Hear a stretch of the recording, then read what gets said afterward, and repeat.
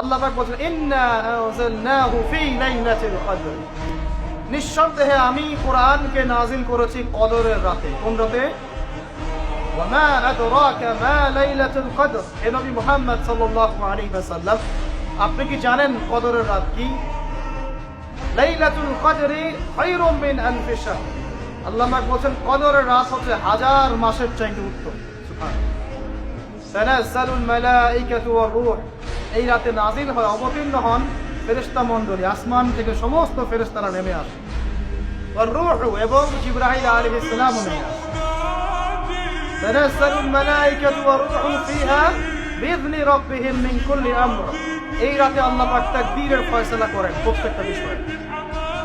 সালামুন হিয়া হাত্তা মাতলাইল ফজর, এবং ফজর পর্যন্ত এই রাতে শান্তি বিরাজ করে। শান্তি, শান্তি আর শান্তি। সুবহানাল্লাহ। এই রাতে যে ইবাদত করবে হাজার মাস ইবাদত করার নেকি পাবে। কেন এই রাতটা কেন ইম্পর্টেন্ট? একটাই কারণ, এই রাতে আল্লাহ পাক কোরআন নাযিল করেছেন। কি নাযিল করেছেন?